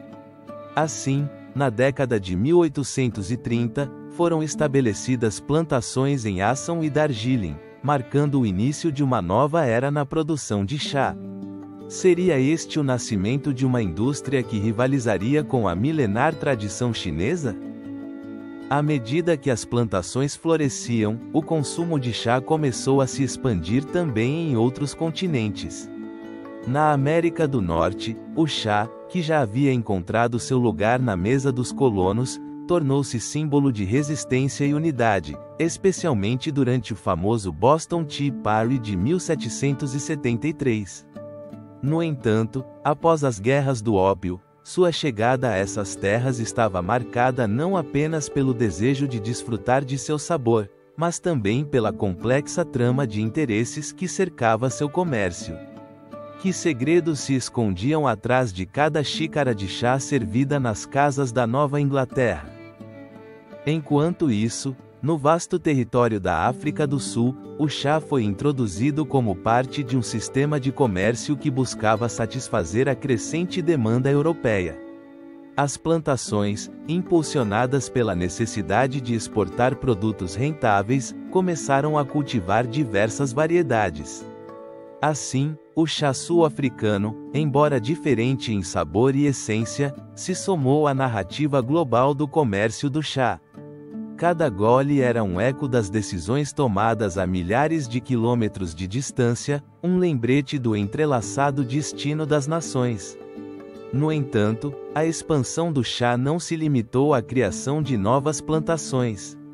As políticas comerciais da Grã-Bretanha também fomentaram a difusão da cultura do chá em países como o Japão e Sri Lanka. No Japão, o chá verde, conhecido por sua ritualidade e estética, começou a ganhar popularidade entre as elites, tornando-se um símbolo de status. No Sri Lanka, conhecido então como Ceilão, a introdução do chá começou a transformar radicalmente a economia local, estabelecendo o país como um dos maiores produtores de chá a nível mundial. Mas, que custos humanos e ambientais acarretou essa busca insaciável de expansão? Enquanto o chá se espalhava, a demanda crescia e os costumes se transformavam. Na Europa, a cultura do chá se consolidou como uma atividade social fundamental, onde as elites se reuniam para compartilhar esse elixir. As casas de chá pro-life ravam, tornando-se espaços de encontro e conversa. Nesse contexto, o chá deixou de ser um simples produto comercial para se tornar um símbolo de sofisticação e elegância. No entanto, o eco de sua origem e as sombras do comércio do ópio ainda estavam presentes. Até que ponto o consumo de chá estava, de fato, enraizado em um passado cheio de conflitos e exploração? A expansão do chá a nível mundial, embora celebrada como um triunfo comercial, é também um relato de tensões e contradições. A crescente produção e a troca do chá levaram à criação de um mercado global que interconectava culturas e economias, mas também exacerbava desigualdades e conflitos nos locais de cultivo. As decisões tomadas nos escritórios de Londres reverberavam na vida de milhões de trabalhadores em terras colonizadas, cujos esforços sustentavam o crescimento dessa indústria. À medida que o chá se estabelecia no coração de sociedades diversas, sua história se tecia com fios de resistência e adaptação. Tornava-se uma bebida que transcendia fronteiras e culturas, unindo as pessoas em rituais que, embora diferentes, guardavam um eco comum. Que legado nos deixou essa viagem do chá através dos continentes, e que papel desempenhou na construção de relações globais que perduram até nossos dias? Nesse contexto de transformação, o próximo capítulo se aprofunda no impacto cultural do chá no mundo. Desde a criação de tradições únicas até sua integração na vida cotidiana, exploraremos como essa bebida deixou uma marca indelével nas sociedades que a acolheram. A história do chá continua revelando seus mistérios, e o próximo passo nesta jornada nos levará a descobrir sua influência na cultura global. Essa expansão do cultivo e consumo de chá em diversas regiões do mundo não apenas alterou as dinâmicas comerciais, mas também semeou as sementes de uma rica interconexão cultural. A cada gole de chá, revela-se um enigma, um eco do passado que nos convida a explorar o impacto duradouro dessa bebida nas sociedades que a abraçaram. O chá, com seu aroma distintivo e sua calorosa reconfortante, começou a transcender as fronteiras geográficas e culturais. No Japão, foi adotado como um símbolo de harmonia e respeito na cerimônia do chá, conhecida como chanoio. Essa prática, que mistura arte, espiritualidade e socialização, tornou-se um ritual sagrado, onde cada movimento é medido e cada xícara de chá é um vínculo entre o anfitrião e o convidado. Mas, o que levou os japoneses a elevar essa bebida a tal nível de reverência? A influência dos monges budistas, que trouxeram o chá da China no século IX, foi crucial. Esses místicos viam no chá uma ferramenta para a meditação e o despertar espiritual, transformando-o em uma experiência que transcende o meramente sensorial. À medida que o chá se espalhava, também o fazia sua simbologia. No Império Otomano, o chá tornou-se um símbolo de hospitalidade e status social.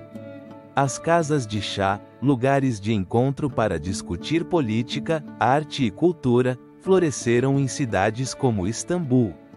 A bebida, servida em delicadas xícaras de vidro, era mais do que um simples refresco, era um ritual que unia a comunidade.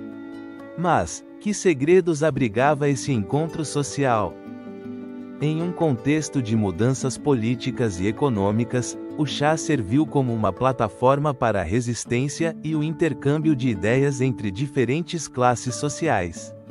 Na Índia, o chá encontrou um lugar especial na vida cotidiana, transformando-se em um elemento essencial da cultura.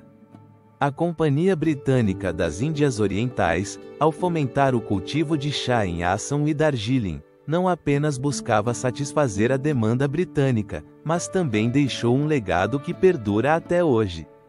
As plantações de chá tornaram-se o coração das comunidades locais, moldando a economia e a identidade cultural da região.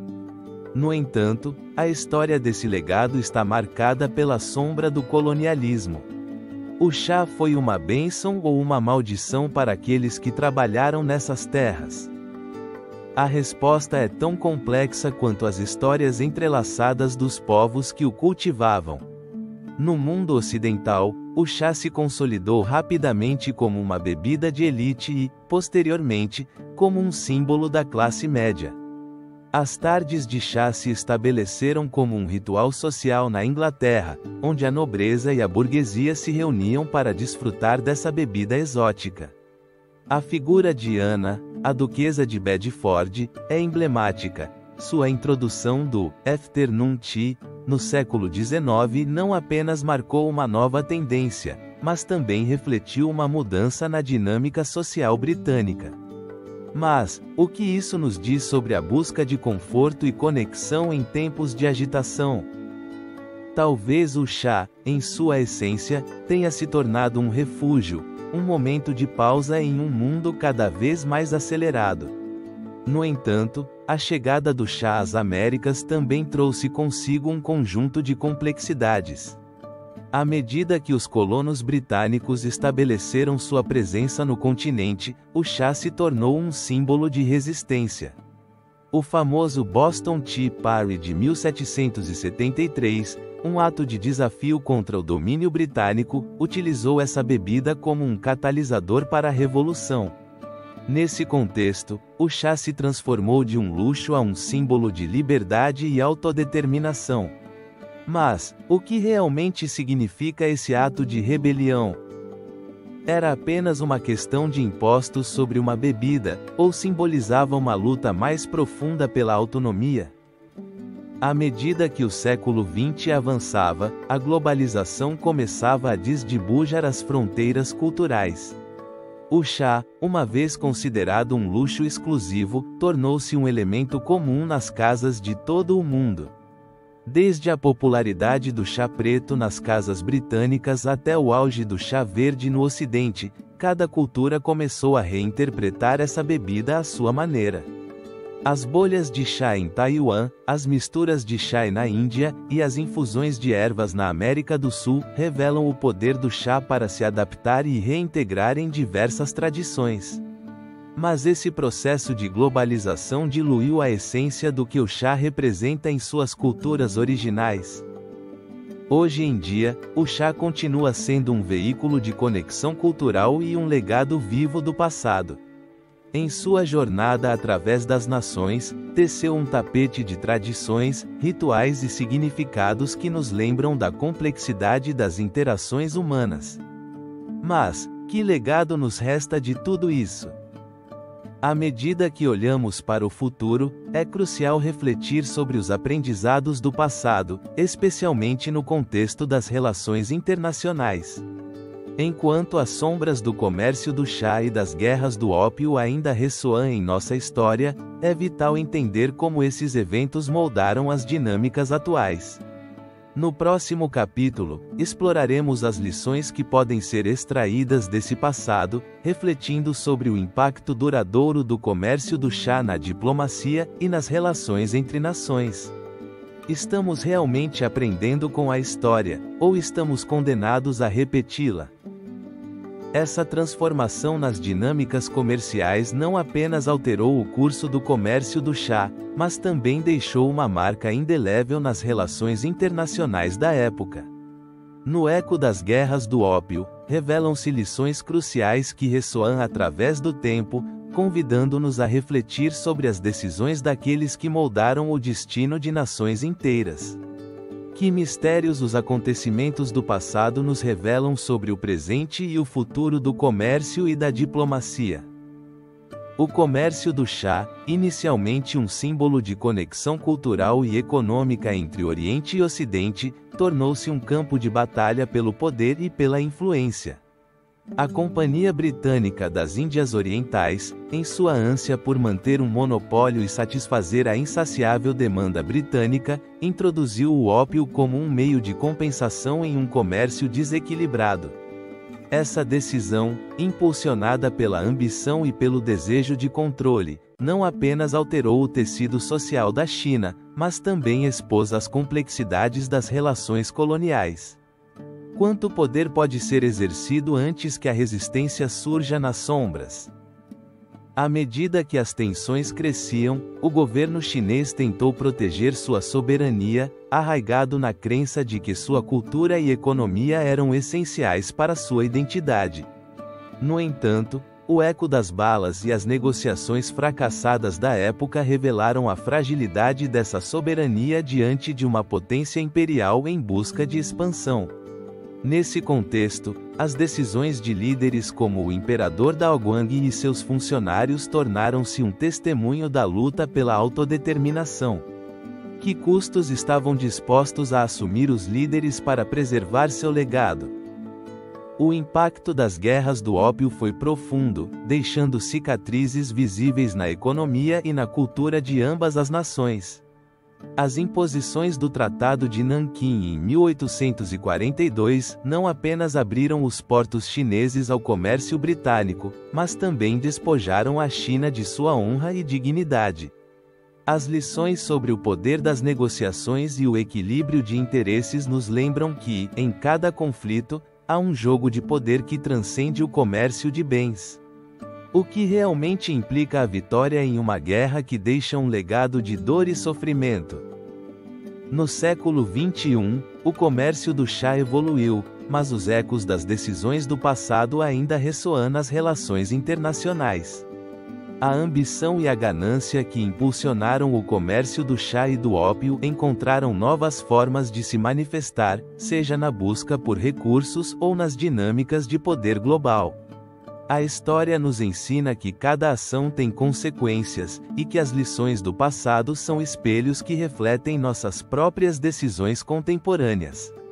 Estamos condenados a repetir os mesmos erros, ou podemos aprender a navegar as águas do comércio e da diplomacia com maior sabedoria. O comércio do chá nos convida a considerar como os laços entre nações podem ser tanto uma ponte quanto uma barreira. Em um mundo onde os conflitos ainda surgem em torno de recursos e mercados, a história do chá e das guerras do ópio nos oferece uma perspectiva crítica sobre a necessidade de equilíbrio e respeito mútuo. A reflexão sobre esses eventos históricos nos exorta a questionar nossas próprias práticas comerciais e as implicações éticas que elas acarretam. Assim, enquanto contemplamos o legado do comércio do chá e suas repercussões, é fundamental nos perguntarmos: estamos realmente aprendendo com os erros de nossos predecessores? Ou continuamos presos em um ciclo de ambição desmedida e conflito? As respostas a essas perguntas não apenas definirão o futuro do comércio, mas também as relações que forjamos entre culturas e nações.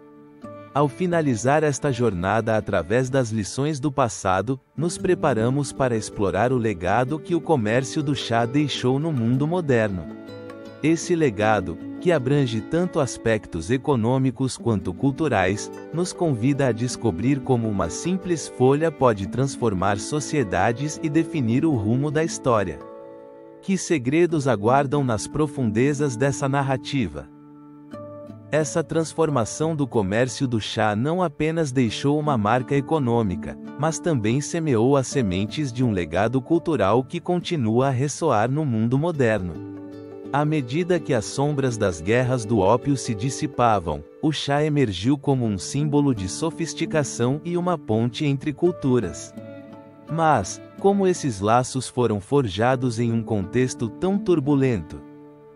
O comércio do chá, inicialmente uma simples transação entre Oriente e Ocidente, se transformou em um fenômeno global. A Companhia Britânica das Índias Orientais, impulsionada por sua ambição desmedida, não apenas monopolizou o chá, mas também criou uma rede de intercâmbios que abrangia continentes. O chá se tornou um bem cobiçado, um elixir que unia as elites de Londres com os imperadores da China. No entanto, a história desse legado é em si um enigma, uma série de ecos que ressoam ao longo do tempo. No século XIX, enquanto o chá se estabelecia na cultura britânica, sua presença também se fazia sentir em outras partes do mundo. Na Rússia, instaurava-se o tradicional samovar, um símbolo de hospitalidade que transformava a simples ação de beber chá em um ritual social. Na Índia, o cultivo de chá se expandia, não apenas como resposta à demanda britânica, mas como um novo caminho para a modernização. Mas, foi essa expansão um ato de progresso ou uma sombra do colonialismo? O legado do chá se manifesta na economia global contemporânea. Hoje em dia, o comércio do chá é um setor vibrante, que gera bilhões de dólares e emprega milhões de pessoas em todo o mundo. No entanto, esse florescimento não está isento de desafios. As plantações de chá em regiões como Assam e Darjeeling enfrentam problemas de sustentabilidade, enquanto pequenos agricultores lutam para manter seu lugar em um mercado dominado por grandes corporações. Que futuro espera esses guardiões da tradição? Culturalmente, o chá transcendeu seu papel como simples bebida. No Reino Unido, a hora do chá se tornou um ritual diário, um momento de pausa e reflexão em meio ao agito cotidiano. No Japão, a cerimônia do chá, com sua intrincada coreografia e simbolismo, reflete uma profunda conexão espiritual com a natureza. Em cada canto do mundo, o chá conta histórias de encontros e desencontros, de conflitos e reconciliações. Mas, é possível que essas histórias escondam segredos ainda por descobrir. O legado do chá também se entrelaça com a arte e a literatura. Escritores como Charles Dickens e Thomas de Quincey encontraram inspiração em seu aroma, enquanto pintores de todas as épocas imortalizaram seus rituais em telas. O chá não é apenas uma simples bebida, é um agente de mudança, um fio que une gerações e culturas, um lembrete das complexidades da história humana. No entanto, podemos realmente compreender seu impacto sem desvendar os mistérios que o cercam. No mundo atual, o chá também enfrenta a concorrência de novas tendências. As infusões de ervas e bebidas energéticas desafiam sua primazia, enquanto os movimentos por um comércio justo buscam equilibrar a balança entre produtores e consumidores. A pergunta persiste: o chá perderá seu status icônico em meio a essa transformação? À medida que examinamos o legado do comércio do chá, é crucial lembrar que este não é apenas um capítulo da história econômica, mas uma jornada através das interações humanas. As práticas, rituais e tradições que surgiram em torno do chá são um testemunho de sua capacidade de unir as pessoas, mesmo nos momentos de maior discórdia. Nesse sentido, o chá emerge como um símbolo de resistência e adaptação, um lembrete de que, apesar dos conflitos, sempre há espaço para conexão. No entanto, o legado do chá não se limita apenas ao passado. À medida que nos aprofundamos no século XXI, novas perguntas surgem sobre seu futuro e seu papel nas economias globais. Como o comércio do chá se adaptará às exigências de um mundo interconectado e em mudança? No próximo capítulo, exploraremos as projeções e desafios que essa antiga bebida, um símbolo de identidade e cultura, enfrenta em um futuro incerto, mas cheio de possibilidades. À medida que nos aprofundamos no século XXI, o eco das antigas rivalidades e os conflitos pelo comércio do chá ressoam ainda em nossas economias globais. As guerras do ópio, um capítulo sombrio na história do chá, deixaram uma marca indelével nas relações entre a China e o Ocidente. Mas, que mistérios aguardam no futuro dessa bebida milenar? Hoje, o comércio do chá se transformou em um fenômeno mundial que transcende fronteiras e culturas. Desde as plantações de Assam na Índia até os campos de Darjeeling, passando pelas colinas de Fujian na China, o chá continua sendo um produto de grande valor e simbolismo. Mas em um mundo onde a globalização reconfigurou as economias, como esse legado se adaptará às exigências de um mercado em constante evolução? O século XXI trouxe consigo um renovado interesse pela sustentabilidade e pelo comércio justo. Os consumidores, cada vez mais conscientes das implicações éticas de suas decisões de compra, exigem transparência na origem dos produtos que consomem. Nesse contexto, o comércio do chá não é a exceção. Novas iniciativas estão surgindo para garantir que os agricultores recebam uma compensação justa por seu trabalho e que as práticas de cultivo sejam respeitosas com o meio ambiente. Mas, será esse esforço suficiente para curar as feridas do passado?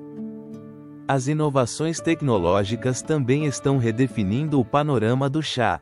A digitalização permitiu que pequenos produtores se conectassem diretamente com os consumidores, eliminando intermediários e criando um acesso sem precedentes ao mercado global. Plataformas online oferecem a possibilidade de descobrir variedades raras e exclusivas, enquanto a rastreabilidade do produto se torna uma norma mais do que uma exceção. No entanto, nesta nova era de comércio, surge uma pergunta inquietante: a tecnologia realmente pode salvar o que séculos de história colocaram em risco? O fenômeno do chá também foi influenciado por mudanças no estilo de vida. A crescente popularidade das infusões de ervas e chás funcionais ampliou a percepção do chá além de uma simples bebida. As tendências de bem-estar e a busca por alternativas saudáveis levaram a um renascimento do interesse pelo chá como um elemento-chave na cultura da saúde. Mas, essa popularidade poderia eclipsar as tradições que governaram seu consumo durante milênios? Neste ambiente em mudança, o papel da China como líder na produção e exportação de chá continua sendo crucial. No entanto, a nação enfrenta desafios internos, desde a pressão ambiental até as tensões sociais. A busca por um equilíbrio entre o crescimento econômico e a sustentabilidade será vital para o futuro do chá em sua terra natal. Os líderes da China conseguirão encontrar a fórmula para preservar seu legado enquanto navegam pelas águas turbulentas da modernidade? À medida que nos adentramos nesta nova era, o chá também se torna um símbolo de conexão cultural. Em países como o Japão, o ritual do chá se mantém como um testemunho da tradição e da espiritualidade. No Reino Unido, o afternoon tea continua sendo uma prática social venerada. No entanto, a troca cultural vai além das fronteiras. Nos cafés de Nova York, o chá indiano e o matcha japonês são servidos em um caldeirão de sabores e tradições. O chá é a chave para unir culturas e curar as divisões do passado? Enquanto exploramos o futuro do comércio do chá, é essencial lembrar que essa jornada não está isenta de desafios. A competição no mercado global se intensifica, com novos atores emergindo e demandando um lugar à mesa. As marcas estabelecidas devem se adaptar ou arriscar-se a serem eclipsadas. Nesse contexto, quem ditará o futuro do chá nas economias globais? O legado do comércio do chá é uma encruzilhada de história, cultura e economia. À medida que avançamos, é crucial manter presente a história que nos trouxe até aqui. As lições aprendidas do passado, especialmente as relacionadas ao comércio do ópio e suas consequências, devem guiar as gerações futuras em sua relação com esse precioso recurso. A história do chá é, em última análise, um lembrete das complexas dinâmicas de poder, desejo e resistência que moldaram nossas sociedades. Ao contemplar o futuro do chá, nos deparamos com um enigma. Será esse legado um de reconciliação e renovação, ou se desvanecerá nas sombras do esquecimento? Em última análise, a resposta a essa pergunta não apenas determinará o destino do chá, mas também o das culturas que o abraçaram ao longo dos séculos. Nesta jornada, talvez descubramos que o verdadeiro mistério do chá não reside em seu sabor ou aroma, mas em sua capacidade de contar a história da própria humanidade.